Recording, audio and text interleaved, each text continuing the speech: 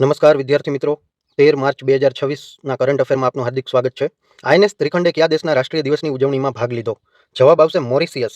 મોરિશિયસમાં port લુઈસના સેમ્પ D Mars ખાતે આ national day ઉજવાયો હતો. એમાં આઈએનએસ ત્રિખંડે ભાગ લીધો. નેક્સ્ટ, ડ્રીલ અને એર સર્વેલન્સ પહેલ શરૂ કરવાની યોજના કયા રાજ્યએ બનાવી છે?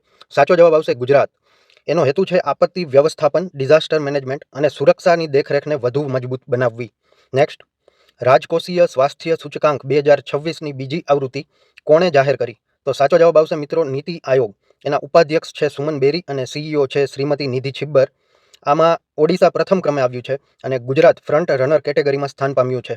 નેક્સ્ટ, આહાર આંતરરાષ્ટ્રીય ખાદ્ય અને આતિથ્ય મેળાની 40મી આવૃત્તિનું ઉદ્ઘાટન કોણે કર્યું? તો સાચો જવાબ આવશે મિત્રો પિયુષ ગોયલ.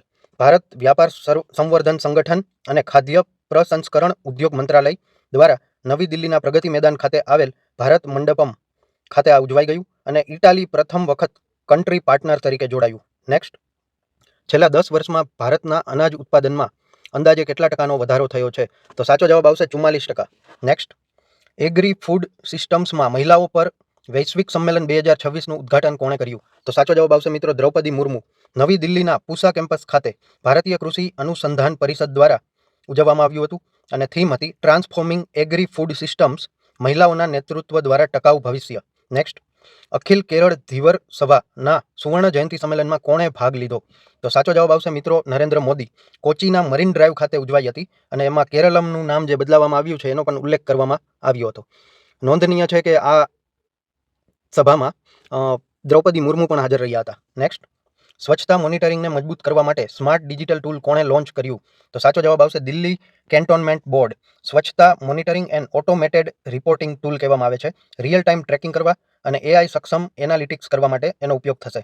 નેક્સ્ટ, આંતરરાષ્ટ્રીય ઉર્જા એજન્સીએ શું જાહેર કરવાનો નિર્ણય લીધો? તો સાચો જવાબ આવશે કટોકટી તેલ ભંડાર. આઈઈએના 32 સભ્ય દેશો તેના વ્યૂહાત્મક અનામતમાંથી કુલ 400 મિલિયન બેરલ તેલ બજારમાં મૂકવા માટે સર્વાનુમતે સંમત થયા. અમેરિકા 172 મિલિયન બેરલ અને જાપાન 80 મિલિયન બેરલ તેલ આપશે. નેક્સ્ટ, વિશ્વની પ્રથમ સચોટ ગ્લુકોમા સર્જરી ક્યાં કરવામાં આવી?